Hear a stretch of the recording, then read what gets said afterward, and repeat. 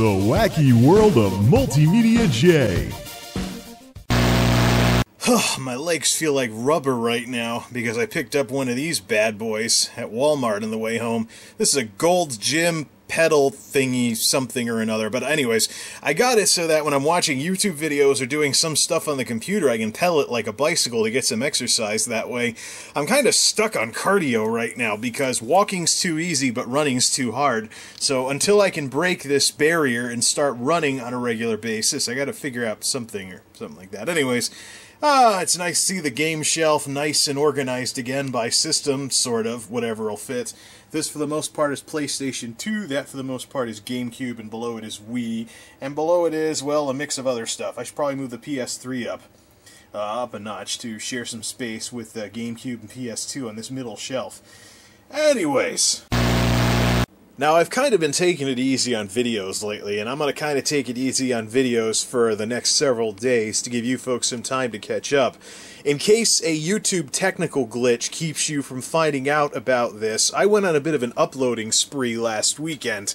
I recorded a bunch of stuff last week while I was doing all of those game hunting starting points videos about my game collection, as well as the pickups the pickup I had coming in. So I just basically spent the better part of last weekend uploading stuff, doing a giant video crunching and uploading spree.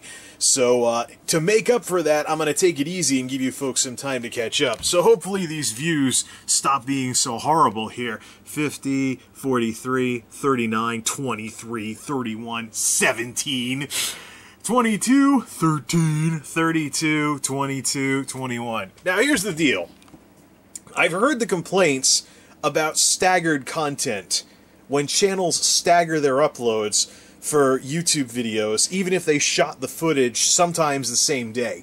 In the most extreme examples I've seen so far, a channel that uploads once a month shoots 2 videos in the same day and then uploads the videos a month apart from each other as episodes. And I've seen the complaints from people about staggered content. However, if the numbers dictate that staggered content is what people want, that's what's gotta happen. I mean, here I am, pandering to the DVD season set crowd by uploading an entire miniseries in one giant marathon over the weekend, and the views drop off. Well, we'll see if it stays that way. We'll see if it stays that way, but this isn't the first time this has happened either. The last time I tried doing a small miniseries type thing, I uploaded a bunch of stuff at once and the views were terrible. It was for the last State of the Channel that I did, and it was disgusting to say the least. So I don't know. Actions speak louder than words, folks. You make the decision over the next several days whether you want me to upload stuff in chunks ever again.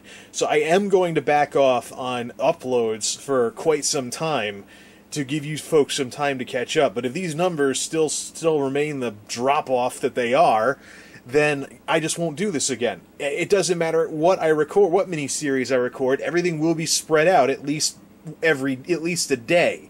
So 1 upload a day or something like that. It might even go 2 days. It really depends on how it all works out. So you folks can decide how you want me to upload stuff via your actions on these videos. There are some folks that really like what I do and have already watched and chimed in on these, but for the rest of you subscribers who don't really chime in or leave comments, you don't need to like or leave comments and stuff, but I'll figure out what to do based on the numbers on all these videos. I'm bringing this up now in case any of this is due to YouTube's technical glitches. I know there tend to be problems sometimes when people upload multiple videos on the same day. So to head that off in the past, this is going to be the only video that I upload today, and it's going to be the only video I upload for quite some time. So this should rule out any technical glitches for these view numbers. But if they stay the way they are, this will be the last time I upload in chunks, no matter who complains or how much they complain. It's all up to you, folks. Anywho.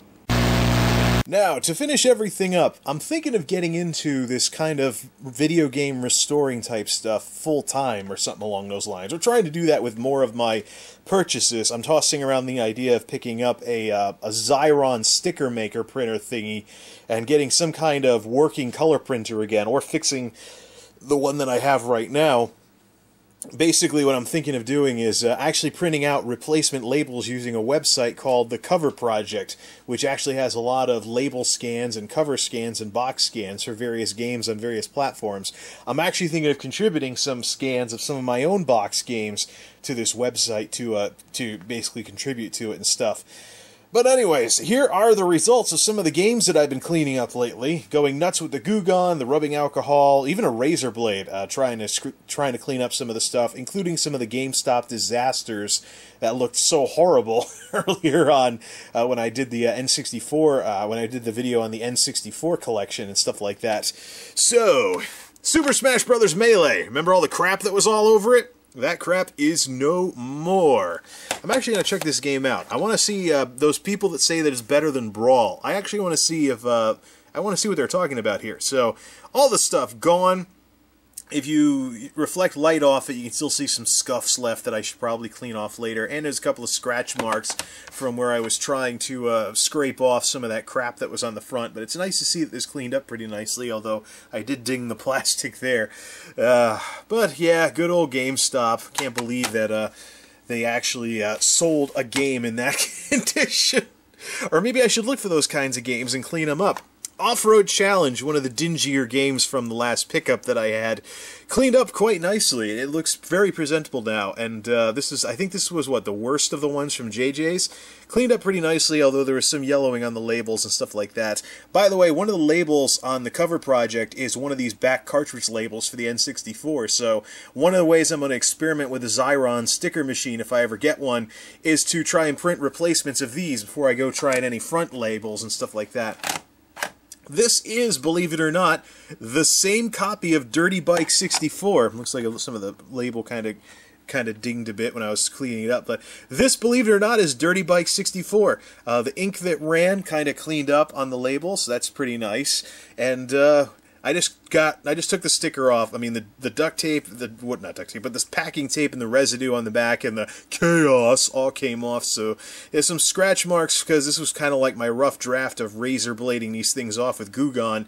But by the time I was done with all this, I'd used so much Goo Gone that my fingers were tingling. So I was actually getting reactions from the chemicals, so I had to back off.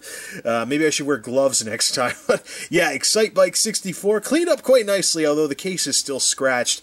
I don't know if there's a way to buff out the scratches on the plastic, or I could maybe buy some spray-on clear coat to buff out the scratches and then re-clear coat it or something like that. It'd be very interesting to see what I could do with these things, especially since I'm already talking about making new labels. Pilot Wings 64 had an issue with some labels and scuffs and scratches. That cleaned up quite nicely. It looks like a more respectable game that I could have gotten from JJ's or something like that, or even Lukey's as well. Same goes with Wave Race 64, which had a lot of sticker residue on the front, although the label's still kind of peeling at the top. And stuff like that. A little bit of sun damage here and there, and I had to take the label off because, again, stickers on top of stickers tore the label 10 years ago, and I didn't know what I know. I didn't know what I know now about removing labels back then, so, you know, I didn't have a heat gun or anything that I tried it with. Which reminds me, I got to pick up a heat gun or something, or a hairdryer with a temperature adjustment to try on stickers. So, F-Zero X, my copy of it is another GameStop special. It had a torn label. That came off, and this game cleaned up quite nicely. Here is Destruction Derby 64, believe it or not. Same game, and I even still have the sticker on the back because it didn't get torn. This had stickers going every which way and some residue, but surprisingly, the sticker that was in the middle came off quite easily, and I'm wondering if I should have taken it off, because this actually has protected the label from scuffs. So, cool. Maybe I should get to laminated stuff and clear... Nah, that would just make things unnecessarily complicated. Either way, the stickers are all gone. This cleaned up quite nicely, and it looks like a very respectable part of the collection now. And Zelda Ocarina of Time, we had a torn label on the back. The only issue is the chemicals took off some of the paint on the gold cart, so this would be a prime, this is a prime game cartridge, so to speak, to print out a new back label for if I want to go messing with the Xyron printer. And I'm wondering, actually, if I could use my black and white laser printer to do a reprint of one of these back labels, because it depends on what the gray comes out as. That's not neutral gray, so it might look a little weird. But if I can sticker that as practice, or maybe print out those back labels in black and white or monochrome without needing to use a color printer, they probably look pretty nice if I could sticker them up.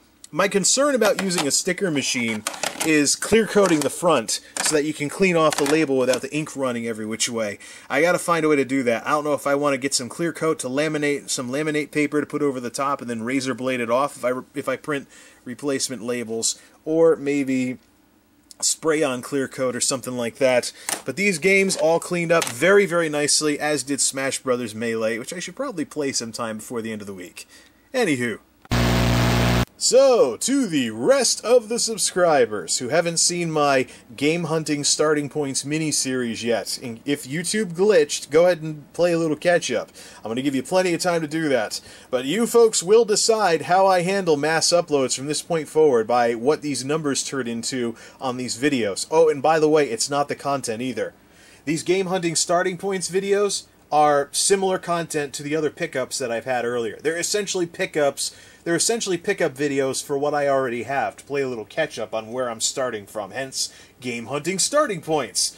So, it's not the content. If people don't watch, it's not because of the content. So, show me how you want me to handle mass uploads via how you handle this mini-series, and we'll take it from there. Till next time, this is MultimediaJay, signing off. Thanks for stopping by.